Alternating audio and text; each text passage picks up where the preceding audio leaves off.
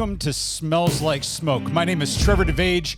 I'm your host for this podcast where we talk about what does it look like to snatch people from the flames of judgment, rescuing others from certain judgment in hell. Like, it sounds really, really raw when you say it that way, but in reality, it's true. That's what this podcast is all about. How do we smell like smoke? How do we get close enough to rescue people out? So let me start with a phrase that maybe you hear all the time. He's a good guy, or she's a good person, or they're good people. See, we say it at funerals. We say it when we're uncomfortable talking about things like faith. We even say it when we want to end a conversation without going any deeper. And I get it.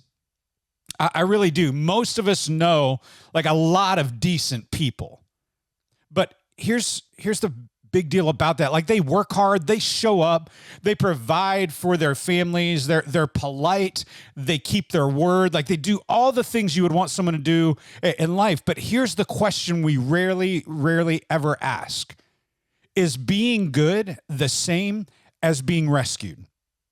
Because if goodness is enough, then honestly, rescue is unnecessary. And if rescue is unnecessary, then Jesus becomes optional. So today I want to talk about the myth of good people. Now, I don't want to insult anyone or to diminish kindness, but to get honest about what actually heals a human soul is where I think we actually need to start the conversation. And here's why this matters. This episode matters because the idea of being good enough has quietly replaced the need for rescue in the lives of others. Now, here's what I know. It sounds humble. It sounds reasonable. It sounds tolerant, but it is deadly. It'll kill your soul. Because if people believe they are fine, they will never look for healing. Men especially, we get stuck here. Like, we like checklists, we like scorecards, we like measurable progress, all those things. So we convince ourselves, I work hard, I provide, I don't cheat, I don't hurt anyone on purpose. Like, we tell ourselves all of these things, and then we say, I'm good. But goodness is not the same thing as wholeness. Let me say that again. Goodness is not the same thing as wholeness. And a lot of good men are quietly breaking down on the inside. And honestly, they're slowly dying as they're looking for rescue. Here's what you need to understand. Morality cannot heal the soul. So let's talk about morality for just a moment. Like, morality tells you what is right and wrong, which we need to know. Morality gives boundaries, which are great. Morality restrains chaos in our life. Morality, in and of itself, not bad. But here's where it gets sideways. Morality cannot heal you. It can modify your behavior. It can clean up the outside. It can help you look respectable. But the big thing it can't do is it can't heal you. And here's what morality can't touch. It can't touch shame. It can't touch fear. It can't touch guilt. It can't touch emptiness or regret or loneliness in your life. It can't do any of those. I've met men who did all the right things and still hated themselves. Like, good marriages on paper, successful careers, respectable reputations, and yet something is missing in their life if you just start digging. They feel numb. Disconnected. They feel restless in their lives. Morality kept them from falling apart, but it never made them whole. It's only part of the story. And that's the problem. Is the fire inside good men has to shift. Like, let me say this clearly on this episode. Some of the most desperate people are good people. They don't show it publicly. They don't act out dramatically. They don't get headlines, none of those things, but they suffer quietly. They carry pressure alone. They carry regret silently. They carry disappointment without language. And because they're good. No one checks on them. That's why you hear stories all the time of people that have taken their own lives. Everyone usually says, we never had a clue. They seem so fine. They seem so good. And the reality is these folks, they don't think they qualify for help. After all, nothing is obviously wrong, but fire doesn't always look loud. Sometimes it smolders. So why is it that Jesus didn't come to make bad people good? That wasn't the goal. Like, here's where Jesus actually changes everything in our lives. Jesus didn't come to create a self-improvement program. That's not why Jesus showed up. He didn't say, try harder, do better, be more moral. Those were not the things that Jesus said. Jesus came to rescue. He came to seek and save those that are lost. And so he would say things like, I came to seek you. I came to save those of you that are lost. He said, I didn't come for the healthy, but for the sick. See, that matters because sick people need doctors, not lectures. Let me say it again. Sick people need doctors, not lectures. And lost people need rescue, not encouragement. Did they need encouragement? Sure, but they need rescue first. Jesus did not hang out with people who had their lives all together. That wasn't Jesus's MO. He hung out with people who knew they didn't. People that knew they were a mess. That's not an accident by Jesus, by the way. That is the strategy of smelling like smoke. See, people who think they are fine rarely reach for help. But the reality is goodness hides brokenness. Let me say it again. Goodness hides brokenness. In fact, that is the truth, is goodness can become a hiding place.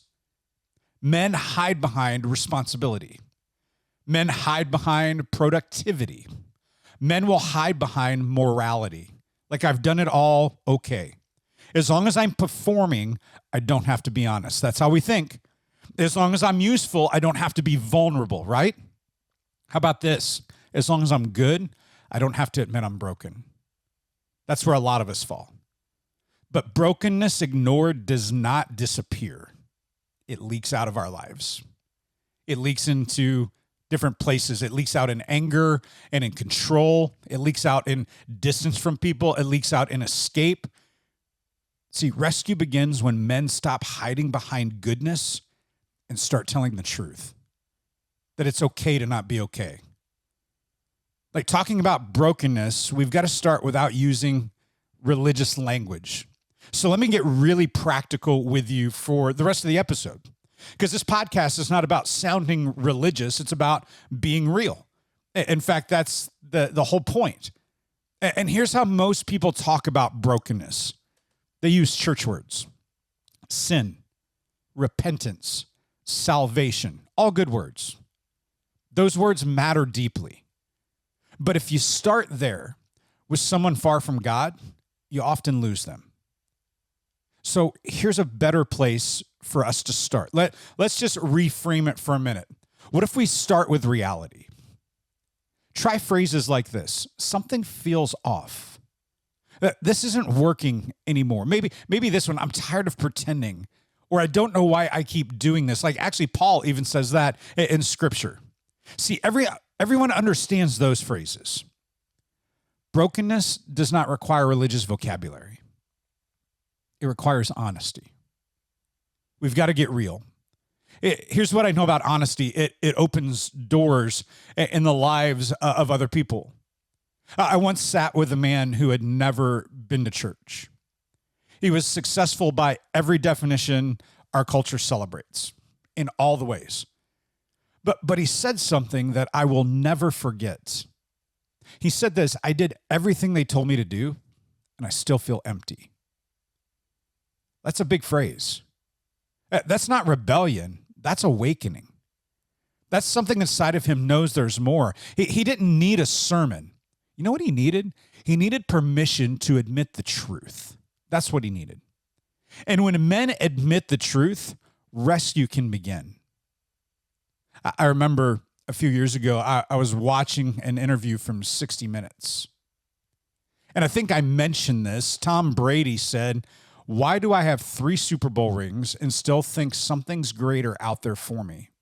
It's got to be more than this. This can't be all it's cracked up to be." We talked about that last episode a little bit, but Tom Brady in that interview expressed a feeling of restlessness despite immense success. He's wondering about deeper meaning beyond football and achievements and seeking other parts of himself to explore. It's not just Tom Brady. You look at anybody of success. You look at Tiger Woods. Tiger Woods was searching for everything for success. I love golf. If you know me, you know that. Scottie Scheffler, the #1 player in the world, last year he rocked the golf world when he said, "If this sport becomes more important than my God and my family, that's when I'll hang it up."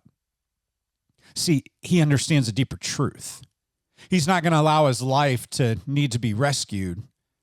He's going to allow his life to be rescued by the one who rescues. So what does this mean for you? Let me bring this home for you if I can. If you're listening or you're watching this and you're thinking, "I'm a good person, I'm fine." By the way, that word "fine" is the church's 4-letter F word. We ask people all the time, "How are you?" "I'm fine, I'm fine, I'm fine, I'm fine." And in reality, you're not. But what if you ask yourself this? Are you whole? Or are you just functioning? Ask yourself, are you alive? Or are you just productive? See, goodness can keep you busy, but that's not the goal. Only rescue makes you new. And if you're trying to rescue others, I need you to remember this. Don't argue people out of their goodness. Invite them into honesty. Because when a man admits he needs rescue, pride loosens its grip. Things begin to change. Things begin to shift in the life of that man. Things begin to move. And here is where real hope is found. Hope is found in Jesus. That's the hope. Jesus does not shame good people for being broken. That's not what Jesus does. He invites them into healing. He doesn't expose weakness to humiliate people. He exposes it to restore people. See, rescue is not about becoming bad enough to need Jesus. It's about becoming honest enough to receive Jesus. And when that happens, something deeper than morality changes inside of us. It's the heart. The heart is what changes inside of you and me in that moment. So here's your challenge this week. Let me challenge you. I want to lean in. What if you drop the mask on your life? In one conversation, in one moment, in one honest admission, what if you stop leading with, "I'm fine," and you start telling the truth? Because good men still need rescue. I have this friend. We're really, really close. We talk just about almost every day, usually via text. But literally yesterday, I picked up the phone and I called him and we were talking. I said, "How are you doing really?" And he said, "You know what? I'm good." He goes, "But I'm struggling through the normal things of life." And him and I have both had moments in life where we've had to temporarily get some professional help. To the point, even if I'm being real honest with you on this podcast, which it's all about being honest, right? A few years ago, I had anxiety that crept into my soul. And I actually went on a small dose of medicine to help with it for a short period of time. He said to me yesterday, he goes, "I may have to do that here pretty soon. I'm struggling." You know what I love about that? He was honest. He's living in rescue because rescue always begins with honesty. And he was honest enough to say, "You know what? In this season, I may need a little extra help. In this season, I may need a little more than just what I'm doing." See, men, when we get honest with where we're at and what's going on, that's where real rescue takes place.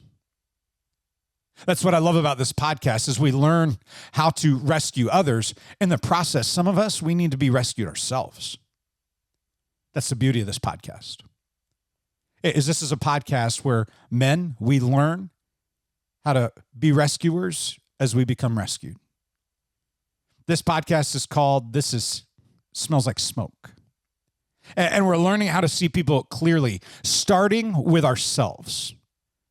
So next episode, we're going to talk about why hell is not the point of faith. Hope is. Because rescue is fueled by hope, not fear. Let me say it again. Rescue is fueled by hope, not fear. I hope you're enjoying this podcast. I hope you love stopping by each and every week. I hope you are digging into these episodes. I really hope more than anything, you're living this out. So do me a favor. If you like Smells Like Smoke, share this podcast. Send it to one person that you know desperately needs hope, desperately needs rescue. Because when we smell like smoke, people get rescued. So do me a favor, share this, comment on it, review it, go like it, put it out there. But more than anything this week, before we come back next week, go be a rescuer and stay close to the fire. We'll see you next week.